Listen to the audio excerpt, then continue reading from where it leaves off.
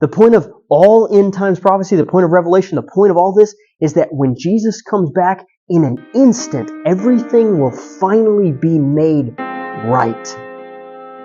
There will be no more pain, no more dissatisfaction, no more bad body image. It'll just be right.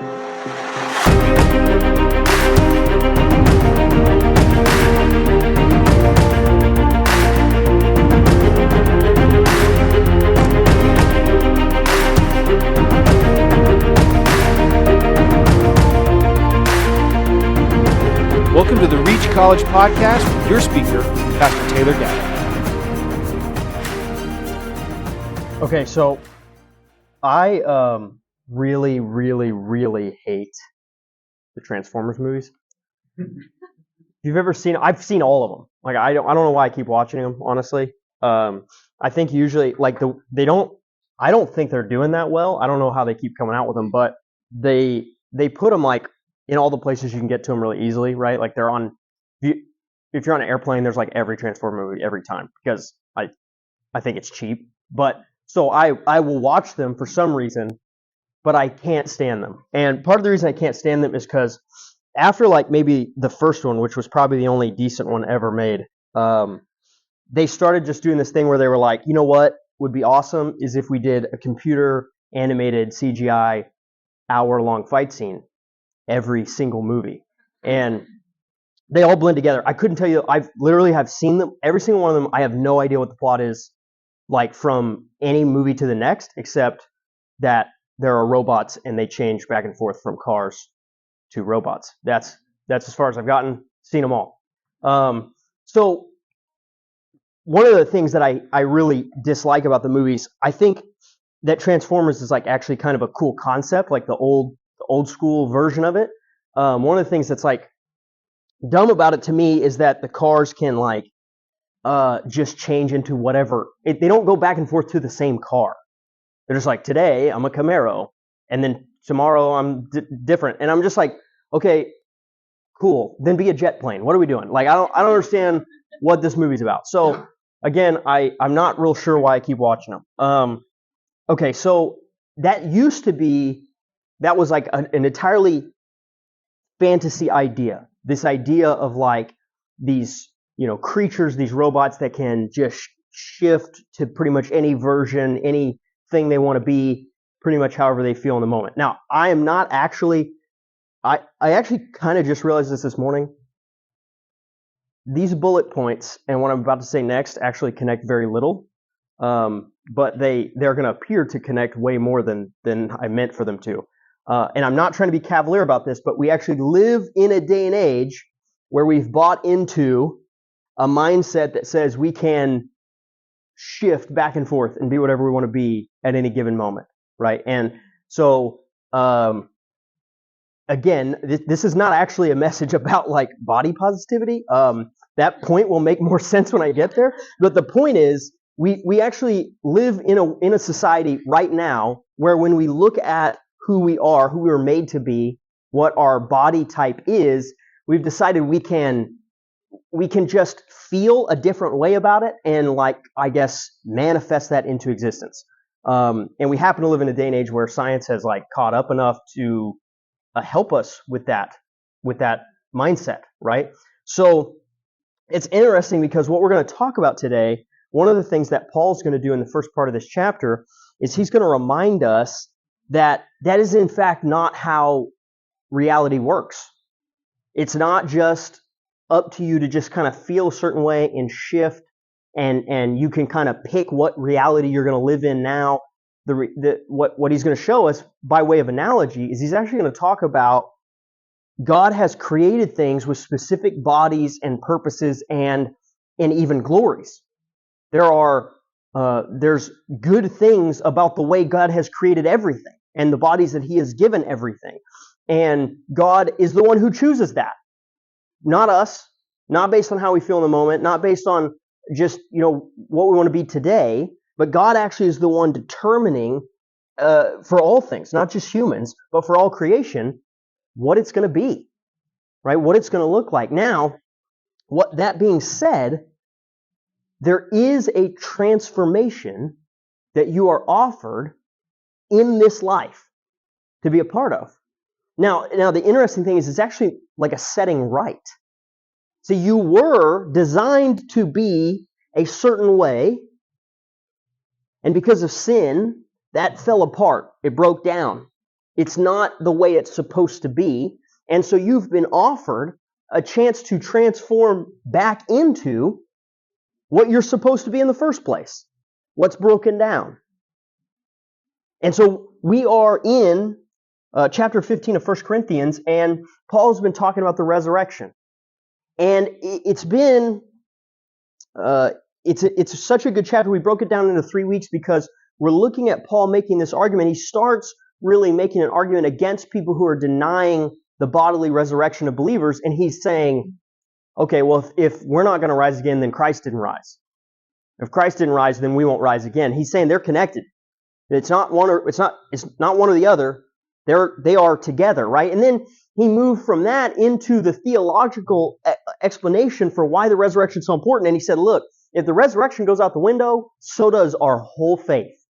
This is the most vital thing we can believe in the whole Bible, is that Jesus rose from the dead, right? It's the thing that confirms that what he said he did on the cross, he actually did. And that who he said he actually was. Right? Well, today, he's going to shift again. That's why we broke this chapter up into so many pieces.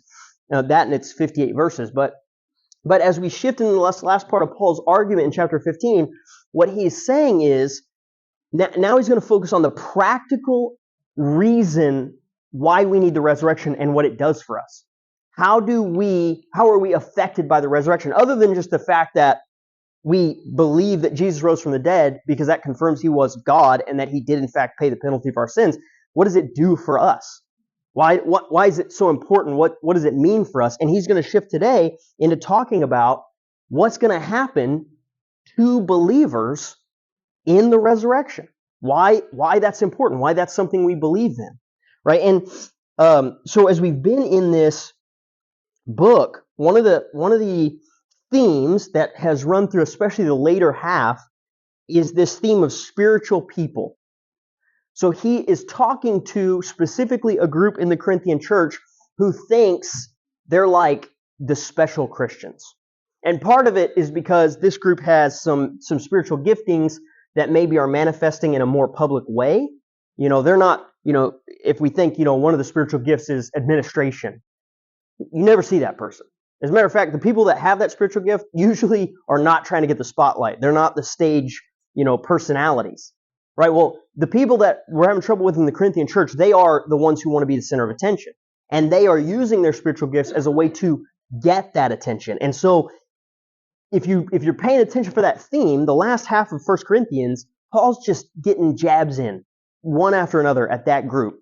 And he's like, you guys think you're spiritual, but you're looking for the spiritual gift that's last on the priority list.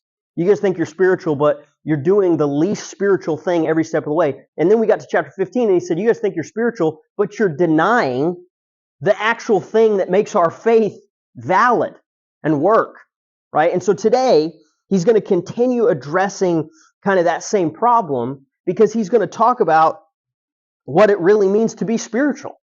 What's going to happen to us in the resurrection is going to make us truly spiritual in the way we are meant to be, designed to be. And he's saying, you spiritual people are the ones denying that this is going to happen. This is the thing that makes you spiritual. It's the resurrection. So, I don't know if you have noticed, but my dad is 6'3". 6'3". My mom's like 5'2" or something. I don't know. She's short. My cousins, all three of my cousins on my dad's side are 6 foot something. All of them. And then there's me. I didn't get any of it, right? That used to really bother me. It used to be a really, not specifically that my cousins did. It actually took me a while in my life to be like, wait a minute. Why did they all get that gene, right? So the thing is, I didn't realize this, but a lot of how I felt about being shorter drove a lot of the things that I did in my life. I think that you guys have heard some of my stories, and I've done some pretty crazy stuff. And a lot of times, I don't even think I would have acknowledged this in the moment. I think I was doing, the most, I think I was doing the most like difficult thing I could do just to keep up with bigger guys in the military and be like, yeah, I can do this too. Like, I can keep up with you, right? And sometimes I actually got credit for it because big dudes would be like, I don't know how you're doing it. Like, I don't know how you're keeping up. And that was important to me. Well, I used to think when I get to heaven and I have my resurrected body, I'm going to be taller. It's going to happen. Like, I mean, really, I was like, that's in the cards for me. It's going to occur, right? And here's what I realized. When I get to heaven, for the first time, the way that I am supposed to be is going to be true, which is that I'm going to be clothed with the glory of God. Nobody is going to look at me and see anything but that. Nobody is going to say, oh man, your resurrected body was only 5'7". No, because they're all going to look at me and all they're going to see is the glory of God. And they're not going to worship me, but because they look at me and I'm clothed with the glory of God, they will worship God the way it's supposed to be. See, we look at our bodies and we see all this dissatisfaction. I want you to notice that that's literally the first thing that happens when sin enters the world. Sin enters the world, and they looked at their bodies and went, uh-oh, something's wrong. Because they, for the first time, weren't clothed with the glory of the Lord. Look with me at 1 Corinthians chapter 15, starting in verse 35. But someone will say, how are the dead raised? And with what kind of body do they come? You fool! That which you sow does not come to life unless it dies. And that which you sow, you do not sow the body which is to be, but a bare grain, perhaps of wheat or of something else. But God gives it a body just as He wished, and to each of the seeds a body of its own. Okay, so the first thing, he's dealing with the objections again, right? So it's almost, you can almost hear the stump the chump question in the objection.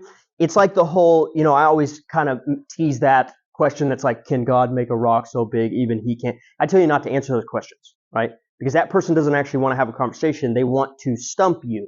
That's what you should hear in this question. Okay, then how do the dead come back to life? Please enlighten me. Tell me how that works, right? And so he immediately says, you're a fool, right? Now this is a scathing rebuke in this time period, to call somebody a fool. He says, you are a fool. He says, your lack of understanding does not stop God from being able to do stuff, right? If God could only do what you could fit in your head, you would be in a lot of trouble. Because God would be limited to your understanding of the situation. And here's the deal. If you could understand every way to get out of every situation, you wouldn't have all the problems you have. You need a God that can overcome the limits that you can't overcome. So in this section, he says God selects each body and its type and what it's for, right? And he essentially, one of the things he says is, he's saying creation is ordered and you plant a certain seed and you get a certain result from that seed. And there's a correlation. They're connected, right? So there's two arguments being made here. One is he's saying you don't plant a wheat seed and get an apple tree, right? But the other thing he's saying is you don't plant a wheat stalk so that you get a wheat stalk. You plant a seed and then you get a whole plant from that seed, right? And what is he saying? He's saying God is the one who chose for the body of the seed to be what it is, and He chose that seed would go through a transformation and become what He wants it to be, and that thing would always make sense. It would be a direct correlation, right? Can you imagine if farming was just like, well, I don't know, we scattered the seeds and just whatever grows up is what we have. There's just chaos out there. No, we plant certain kinds of seeds because we want certain kinds of crops. Because the seeds that God has selected, they result in the plants that God has selected, right? And so he's saying Creation has an order, it makes sense, and there is transformation that happens. Look at verse 39. All flesh is not the same flesh, but there is one flesh of mankind, another flesh of animals, another flesh of birds, and another of fish. There are also heavenly bodies and earthly bodies, but the glory of the heavenly is one, and the glory of the earthly is another. There is one glory of the sun, another glory of the moon, another glory of the stars. For stars differ from star in glory. For star differs from star in glory. Okay, so he gets to this next part. First I want to just stop, because for your understanding of this portion, you have to understand the way he's using the word heavenly. You ever heard somebody describe the stars in the sky as the heavens? He's talking about it like that. He's not talking about heaven, like where God lives. He's talking about the celestial bodies, the heavens, right? He's talking about the sky, space. He's talking about all the things that we look to when we look to the heavens, okay? So he's referring to that kind of body, and he says there's different types of glory for different types of bodies.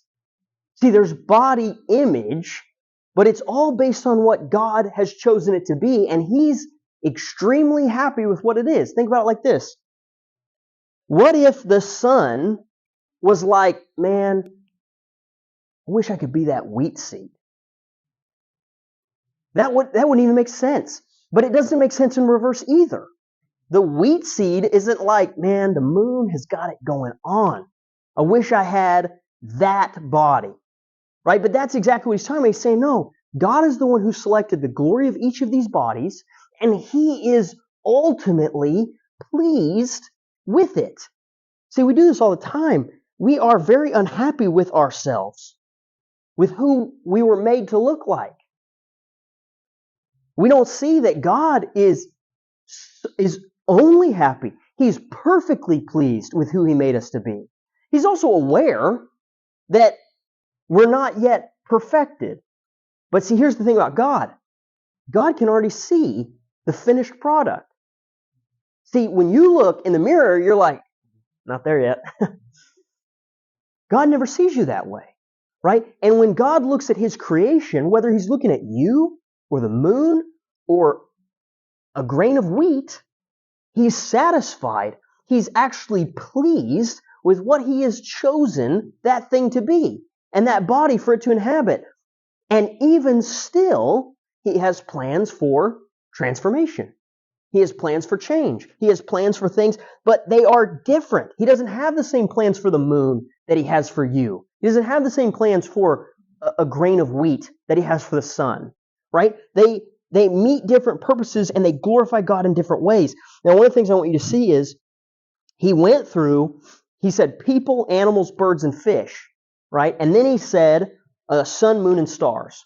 In Paul's mind, in Paul's day and age, what he is describing is he's talking about the glory of different things and the intricacy of different things, and he's ranking them.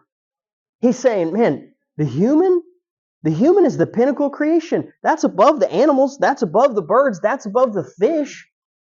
God made us as the pinnacle of creation. We are 2 or 3 weeks away from restarting our Genesis series. But one of, honestly, the most impactful sermons I've ever preached for myself in my life was preaching Genesis chapter 1. Because when I studied Genesis chapter 1, I saw something I have never known. That God created everything so that at the right time, in the right place, in a perfect way, he could be with us. That's the whole point of creation. We are the pinnacle of God's creation, and everything else was designed and built so that we could be together with him in that creation. Do you think that he did all that meticulous designing and orchestrating, and he got to you, and then he just kind of like winged it? Just like, she's a little uneven, but it'll work. No. God was orchestrating everything, and he nailed it. And he's happy with what he's done. We have to learn to see ourselves through God's eyes, to see our body type with who God made us to be. And I'm not explicitly talking about your physical body. I'm talking about your spiritual body. I'm talking about who you really are, who you're going to be when you're clothed with God's glory. How are you viewing your body? Are you viewing it as purely physical? Because if your eyes are only ever viewing yourself physically, you'll be very dissatisfied. We are our own worst critics. We're always criticizing our own bodies. But if we would begin to look for our spiritual selves, for who we are in God's eyes, maybe that would change how we see ourselves. I've told you guys that in the military, one of the things that was interesting is, so we wear uniforms, right? And uniforms surprisingly intricate for all the things that go into making it look right. Like, you have to know, this is why it's hard to watch any movie about, really, pick a profession. If you're in that profession, if you are a nurse and you watch a movie with nurses, you're like, that's wrong. That is all wrong.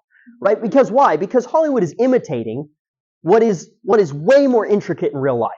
I can't watch a movie with a soldier in it and not just be like, oh, okay, they're dumb. Right? And so the thing is, in real life, we knew if there was an imposter around. If you tried to show up, like, if you showed up in uniform to, the ballpark, first of all, most soldiers are like, I'm not going out anywhere in my uniform. So that's the first dead giveaway. But secondly, that guy always shows up to this public place in uniform, is wearing it wrong. And you're like, you're not even a real soldier. You don't even know what you're doing. But here's the interesting thing. You can graduate, get your uniform, go to your unit, participate in training, be getting paid by the military, and you can still go act in a way that gets you kicked out because the military says you are not acting like one of us. Okay? They have an entire code in the military for certain offenses. It's just called conduct unbecoming. It's like a catch-all. So check this out. You could show up to work, put on the uniform, wear it right, do all the right things. Then you could go home from work, take off the uniform, go out in public and do something so stupid that they would say, you're not actually one of us. That's conduct unbecoming of an officer, of a soldier, of somebody who's supposed to be in this organization. See, what happened? If you believed that you were a soldier merely because you knew how to wear the uniform right, you might misstep. Because the way you viewed yourself when you weren't wearing the uniform said, I can now behave in this way. I can act differently than who I'm supposed to be, than who I say I am all day long. See, the people who didn't make that mistake, even when they took their uniforms off and they went out in public, they knew who they were. They knew that they were still a part of something, that they claimed to be in that thing all day, and if they step out of line, they're going to get caught. They're going to get shown for what they really are, which is not who they say they are. And then they're going to get kicked out. See, the reality is, for the Christian life, there's a bunch of people who put on the uniform. I mean, today's the day of uniforms, right? A lot of suits, a lot of dresses. We all look the part. The question is, when you go home and you're not in the sight of everybody who you wear the uniform for and behave in a certain way, are you still living as who you say you are? Or is it just when people can see you? That's the question. Look at verse 42.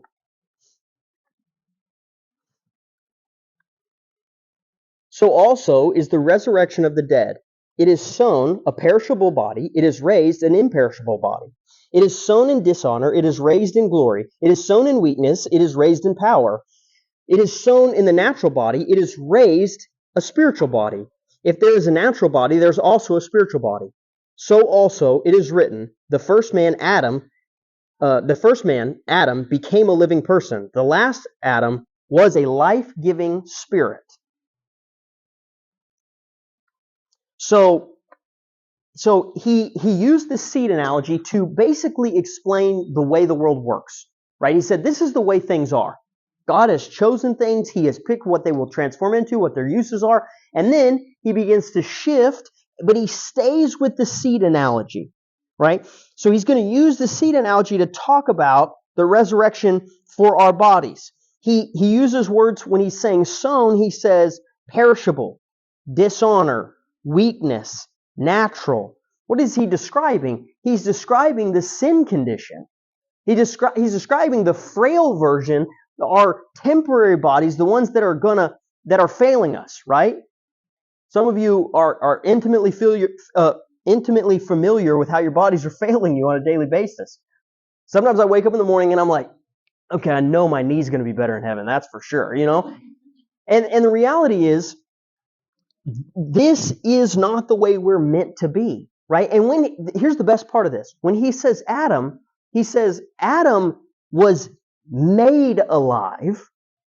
He says the second Adam, this is a theological term. I'll pause right here and mention it in case you haven't heard it. Often, Paul says there's the first Adam who was supposed to be a certain kind of human, and he failed, and he delivered us all into sin and death. And then there's the second Adam, Jesus Christ, who lived up to what we were supposed to do perfectly and delivered us all back into life. Right? He says, see, the first Adam sold you down the river. The second Adam came to redeem you. And he says the first Adam was made alive. He received life. The second Adam is a giver of life. See, he was alive spiritually and he could give life. Now, again, we'll pause because I want to make sure that you're with me on the terms here. Life and death, in reference to a lot of these passages, is not about your physical body living and dying. Death in the Bible, like 95% of the time, is referencing your spiritual separation from God. And life is its inverse, your spiritual connection with God. This is why the New Testament believers took to calling people asleep when they passed away, because they said, if you're alive in Christ, then you haven't died. You may have passed from our sight for a while, but you're merely asleep because you are alive in what it truly means to be alive. See, and that's why when we started the resurrection portion of this chapter, he said, listen, if Jesus didn't rise from the dead, then all those people we think are asleep, they are dead because they're not coming back and they don't have life. He says life is about your spiritual connection with God. And that transcends all these things. When he's talking about being raised, he says imperishable, glory, power, spiritual. Now, I want you to see something. He says you're sown in one thing and you're raised in another. Pay attention. He didn't say you're sown in one and you're harvested in the other. See, the analogy, he only uses the analogy for the first part. Why? Because he's using the analogy to describe the way that you were put on this earth, because it's an automatic, but it's not an automatic that you will be risen. See, that's why he doesn't use the term harvest, because you plant a seed and there's an expectation, an automatic. It's going to go from seed to plant. That's the natural order. But that's not the natural order for humans. You were planted in weakness and you're going to die in weakness unless you are raised in the resurrection with Jesus Christ. Unless you are made alive in Him and through Him, you don't get to be harvested. You don't come back. He says, you're put on this earth in weakness. Are you going to be raised in power? You were put on this earth in a perishable body. Are you going to be raised in an imperishable body? It's not an automatic. It doesn't just happen.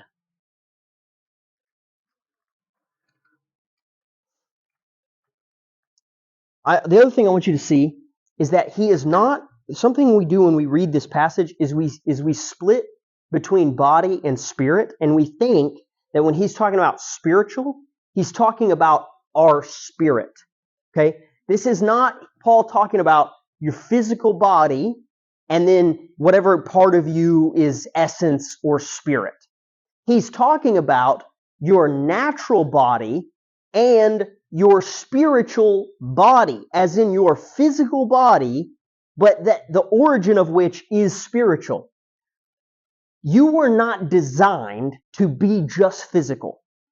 That's not how it works. You are built by God to be physical and spiritual together, without separation. That is all of who you are. This is why you will be miserable separated from God. Because it's not like you can go, well, I'll just be physical then. I'll just get rid of the spirit part. I'll just be physical. It'll be fine. No, if you are separated from God, therefore not spiritually alive, you will be miserable in your spirit because your spirit's still going to be with you and it just won't be getting filled up on the thing it's designed to be getting filled up on. So when he is talking about your spiritual body, he is talking about the origins by which your body works. Is your body animated simply because you were born and you live according to the natural laws and you are inhaling and exhaling and one day you will stop and then you will no longer have your physical body? Or do you have your spiritual body, which is that your spirit is what animates your body, and even when you pass from this life into the next, you will continue to be alive and you will continue to be bodily because the origin, what animates you, is spirit. Now, granted, we're going to get new bodies. I'm not saying we're not going to get new bodies, but we are not cast out from your mind any version of people floating around like ghosts playing harps on clouds. Okay? It's going to look remarkably similar to right now, but perfect. Why will it be perfect? Because we will no longer be disjointed from the part of us that is animated in God's Spirit. It will be perfected, right? But we will continue to be bodily. We will continue to have a physical presence. That is what he's talking about right now. He's saying, are you going to have your spiritual body? He says, this Adam versus the second Adam. He says, the first Adam received life. The second Adam is the one imparting life. And here's the thing. You are a reflection of whatever Adam you're in. Okay, think about this for a second. If you are living in sin and living fallen all the time, I'm not talking about messing up. I'm talking about choosing to live in your sin lifestyle. You are reflecting the first Adam, sold into slavery, living in sin, fallen. Ask yourself this. Do you reflect the second Adam? Are you a life-giving person? Okay, now, somebody in here was like, I smile a lot. No, here's the deal. When was the last time you shared the gospel? I mean, honest to goodness, actually look somebody in the face who has not heard the gospel and told them the name of Jesus Christ and the hope you have in him. Don't raise your hand, please. But seriously, ask yourself that question. Are you a life-giving person in the world around you? Now, that's not a gauge like if you've gone more than a week, you should be questioning your salvation. That's not what I'm talking about. But if you honestly can't even remember the last time you shared your hope, I'm going to ask you this. Where's your focus? Is it purely physical? Or are you in tune with spiritual realities?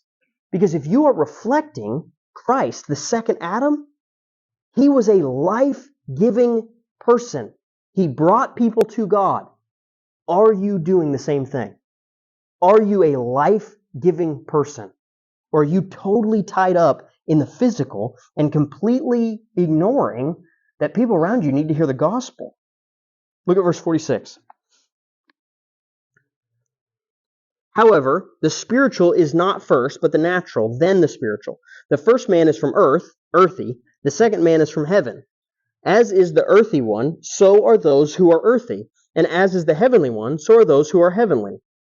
Just as we have borne the image of the earthy, we will also bear the image of the heavenly. So he says, first, there's this life, there's the physical, there's the earthly, and then there's the spiritual. I want you to see this. Christ did this too.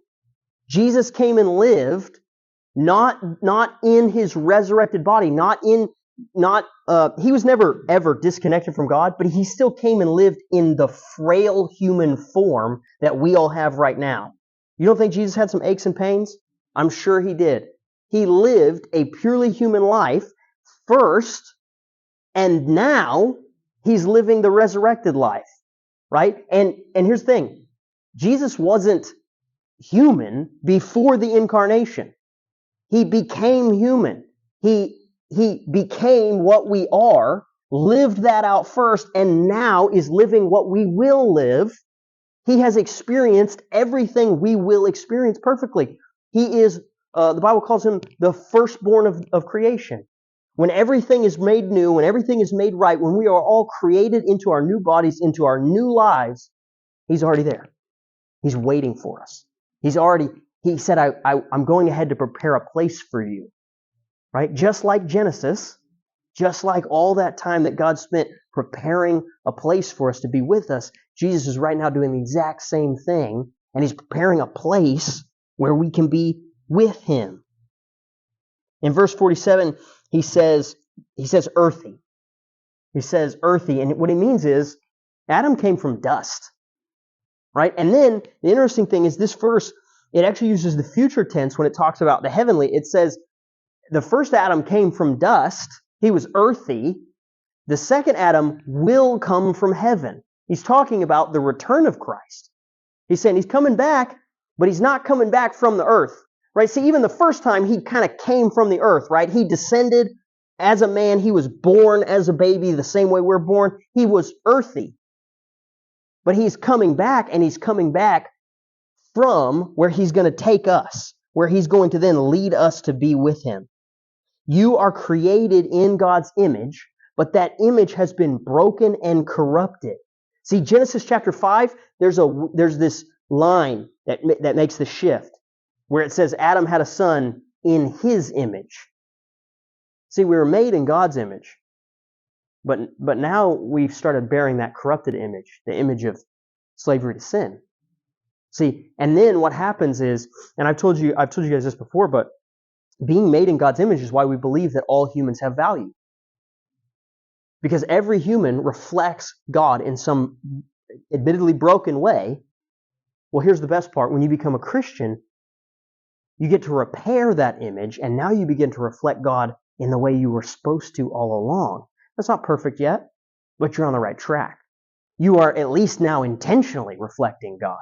See, if you're not a believer, you're reflecting God against your will, like it or not. But when you become a believer, now all of a sudden, the name and image of Jesus Christ is planted on you, and you're reflecting that on purpose. You're corrected in the image of Christ. Your conduct will show it, not just the uniform you wear on the outside. I want you to think about this. In Russia, during the Soviet era, the churches made you wait 2 years to join the church. 2 years. Because they had such a problem with government agents infiltrating the church, they had figured out you can fake being a Christian for a minute, but no one can fake it for 2 years. See, what they realized is anybody who came and did life with them for 2 years, they were going to show you who they really were. They were going to reveal themselves. See, here's the thing. One of the reasons we tell you guys to get plugged in, to really get plugged in, to join the church, to go to life group, to go to reach, to do all these things, is because the temptation in our heads, the reason we don't go to things, is because then we can hide a little bit. We can take off the uniform. Let our true self out for a minute. See, here's the deal. The goal is not to fake it as much as you can in front of the church people and then go home and catch a break and relax. The goal is to be around the church so much it transforms you to being who you're supposed to be. No one here is fooled, by the way. No one is at home thinking, that person just doesn't sin. Never sins. They just got it all together. That's not how it works. Nobody thinks that about you. We want you to come here and participate and share in life with us and get messy so that we can all together be made transformed into who we're supposed to be, into our spiritual selves. Your view of yourself will show itself in how you act. Here's the thing. You can fool some people with how you act. They only see you a little bit, and even then they can only see what you're really showing them. But you can't fool God. God looks straight into your heart and knows exactly who you are. It only benefits you to make who you are on the outside match who you are on the inside, or vice versa, because God already knows who you are on the inside. He can already see that. I did 2 funerals over the last year. I preached one and I went to another for my grandfather. And it was like the most I'd really been around that. I just haven't been to a lot of funerals, haven't been involved in a lot of funerals, and so it was, it was weird because you have to start contemplating some things. First a relative, and then I was actually the officiant, right? I was the one doing the funeral, and I was doing it because I was close to the guy who had passed away, right? And so I had to contemplate in both of these situations what it means to pass away, what loss looks like. And I had to be with my family and my hurt, and then with another family as they hurt. And here's one of the things I figured out. In both those situations, even though there was hurt, even though there was a sting for the loss, there was hope. It wasn't just mourning. It wasn't just the end. It wasn't, life sucks and then you die. It was, no, I'm going to see this person again. I know that this person walked with the Lord and is in heaven and is now alive in a way that I will get to be with them and get to see them again. So even as death had its sting in that moment, you could look past that moment and say, it's okay though. I'm going to see him again. Everything's going to be okay because this isn't the end. We just have some time apart. And that was where the hope came from. That was the only thing that made those times bearable. Look at verse 50. Now I say this, brothers and sisters, that flesh and blood cannot inherit the kingdom of God, nor does the perishable inherit the imperishable. Behold, I am telling you a mystery. We will not all sleep, but we will all be changed. In a moment, in the twinkling of an eye, at the last trumpet, for the trumpet will sound, and the dead will be raised imperishable, and we will be changed. For this perishable must be put on. For this perishable must be put on the imperishable, and the mortal must put on the immortality.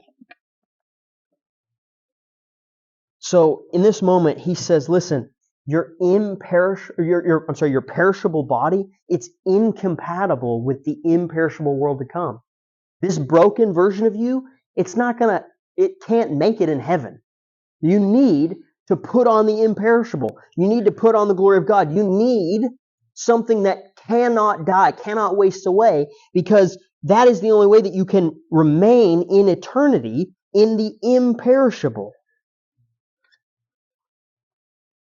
He says you can't be imperishable except through the work of Christ, except through what Christ has already done. I want you to see this. He says there's a mystery, right? And then he starts talking about the end times, right? And so what he's talking about, he says, listen, he says the trumpet is going to blast, and in an instant, in a moment, in the twinkling of an eye, you're going to be made new. You're going to be with the Lord, to be with the Lord forever, and everything's going to be made right in that moment. Now, beyond the fact that that's just like the coolest message ever, just think about this with me for a second. First of all, as a side note, I want you guys to understand that all the timelines you hear about the end time, we have no idea. Okay? So when somebody starts telling you how they got it all figured out, and they start walking through Revelation and telling you, they don't know. Okay? That's not the point. The point of Revelation is this moment, that God has not left us, He has not forgotten us, that He has not given up, or He's not still trying to fix something. The point of all end times prophecy, the point of Revelation, the point of all this is that when Jesus comes back, in an instant, everything will finally be made right.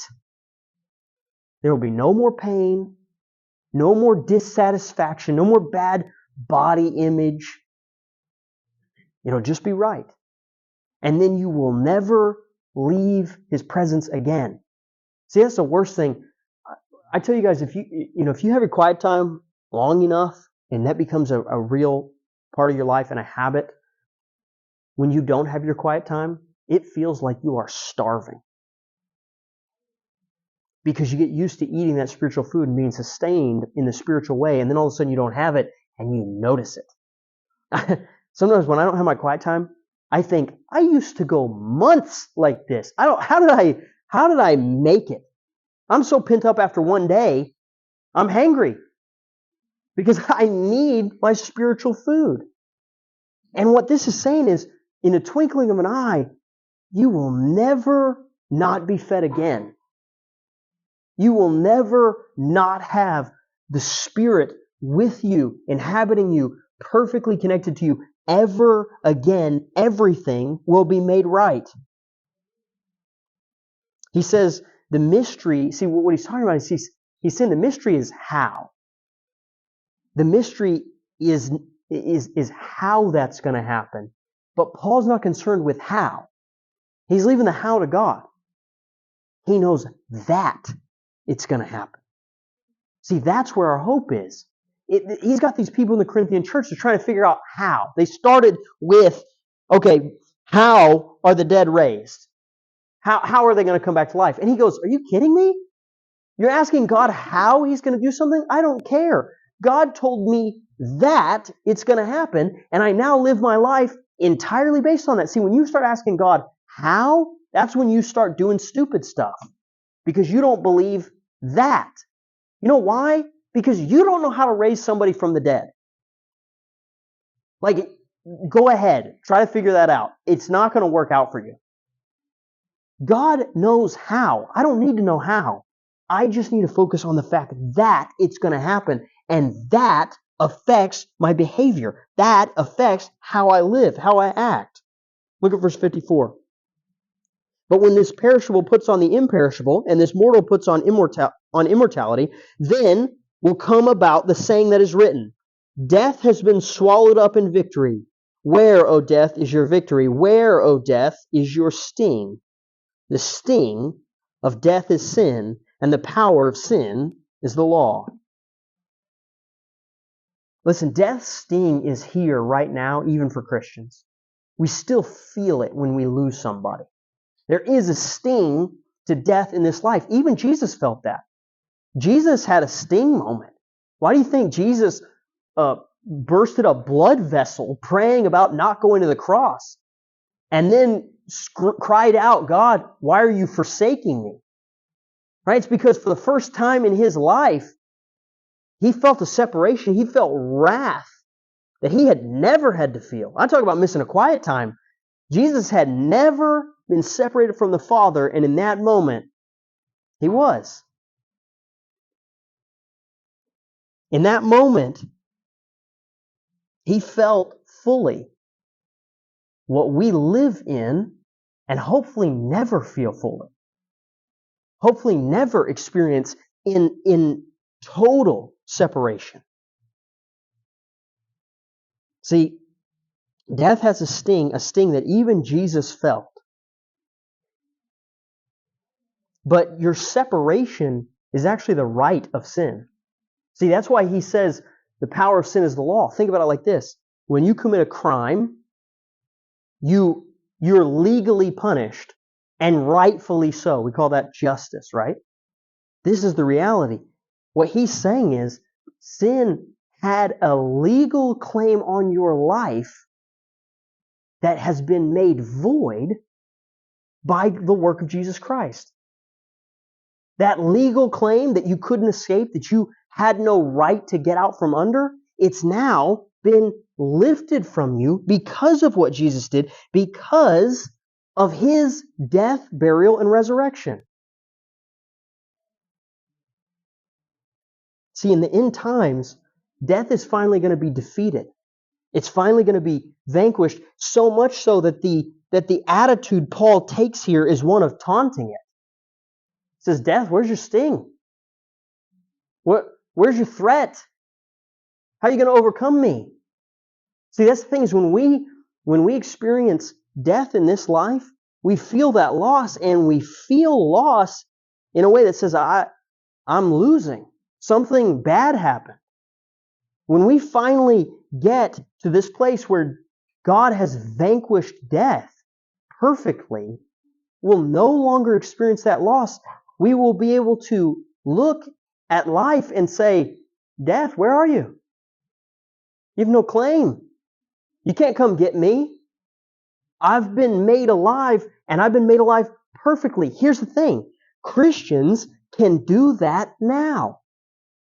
I tell you guys all the time that your eternity starts as soon as you become a Christian, because when you are in heaven, you're going to be perfectly in connection with God. And when you become a Christian, you start that connection.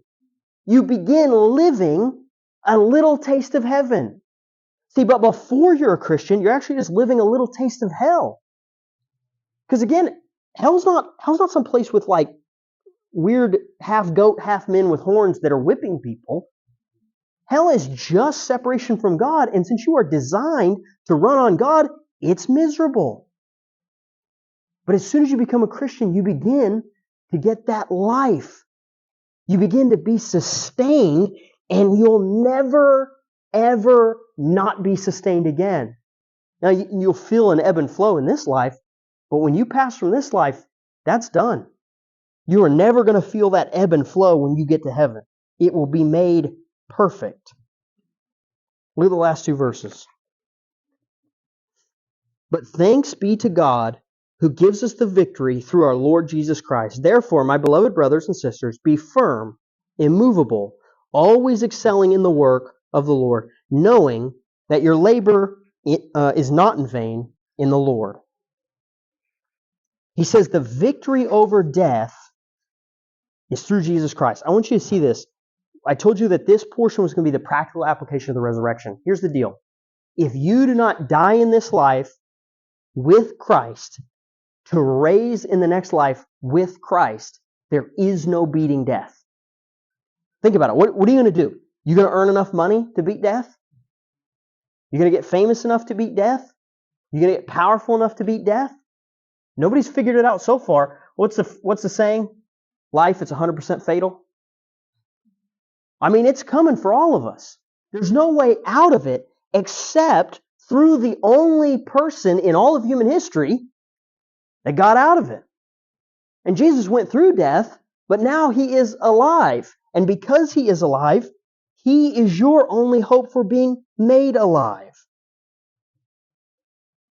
He says, be firm, immovable, always excelling in the work of the Lord. I want you to see this. James says that true and undefiled religion is two things. Remain unstained by the world and visit orphans and widows in their distress.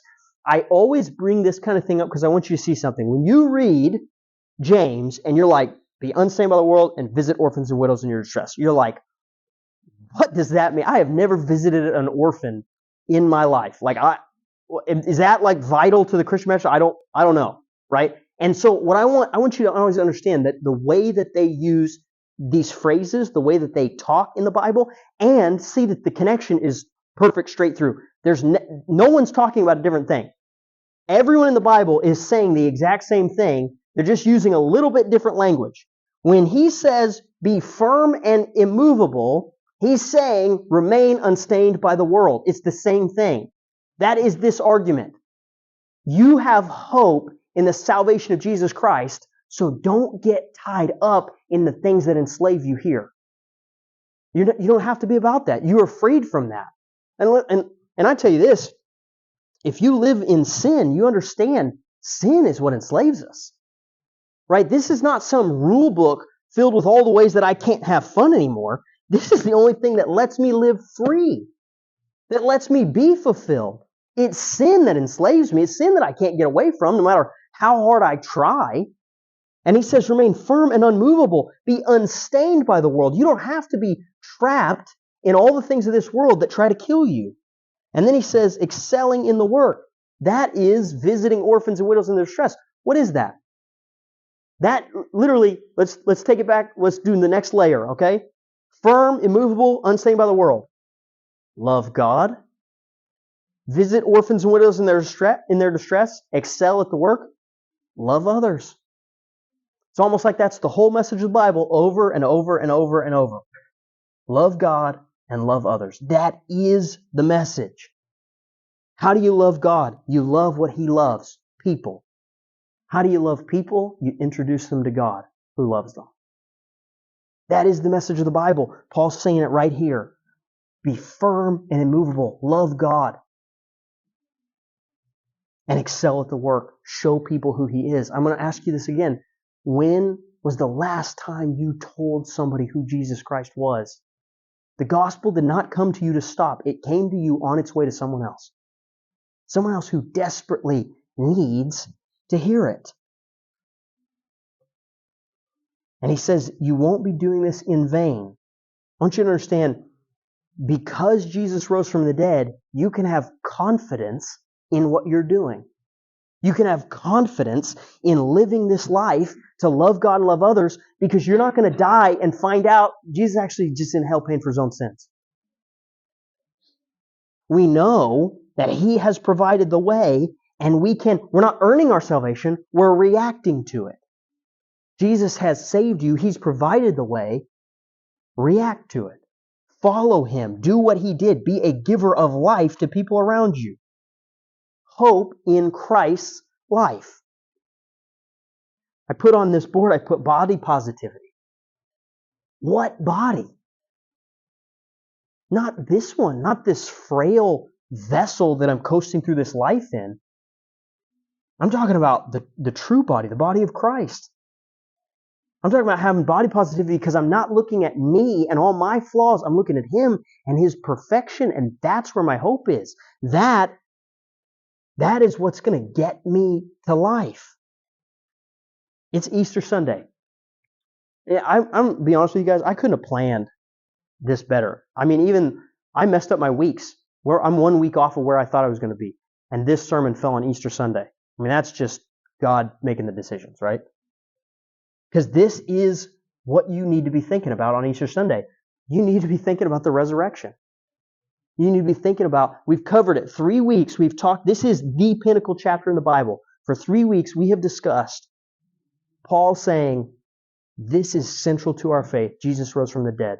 We know it to be true. We saw him. Right? That's why you get to 1 John and he says, I felt him.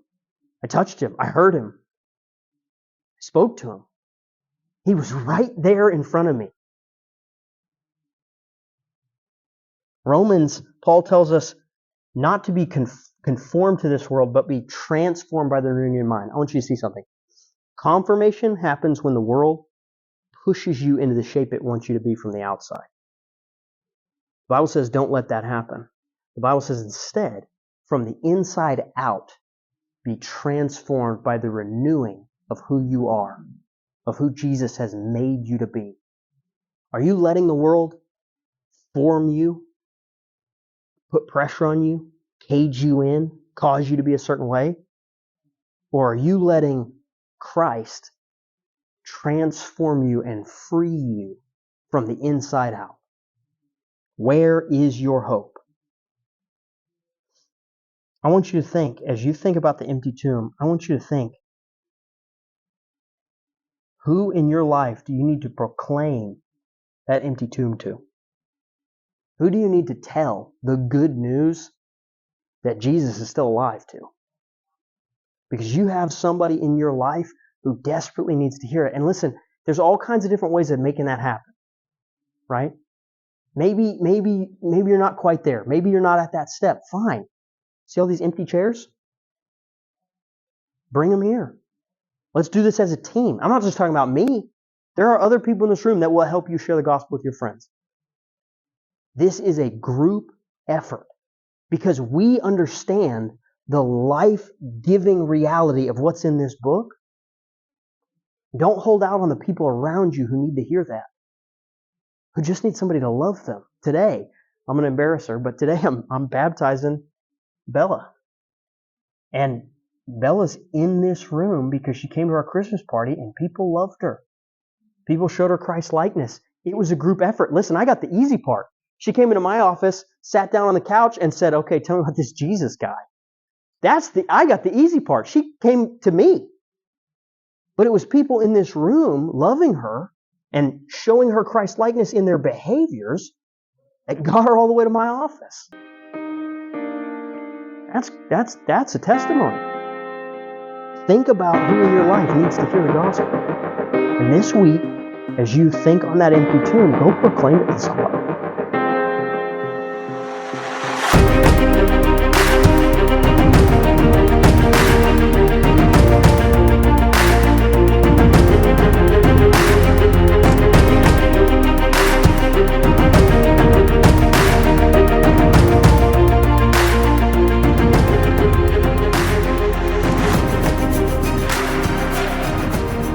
Hey guys, this is Philip Jackson, pastor of Young Adults at Evergreen Baptist Church. I want to invite you to come to Reach. We meet every Tuesday night at 7 p.m. at Evergreen Church in South Tulsa, just east of Mingo on 111th Street. The mission of Reach Tulsa is to cultivate a young adult community that's defined by real transformation and the sincere pursuit of a godly life through training in biblical disciplines, personal development, and intentionally transitioning into independence as mature members of the body of Christ. If you enjoyed this episode, please be sure to like and subscribe to our content. We're available on Spotify, Apple Podcasts, and wherever you find your favorite podcasts. Reach Young Adult Ministry is a part of Evergreen Baptist Church in Tulsa, Oklahoma. For more information and additional lessons, please visit our website, evergreenbc.org.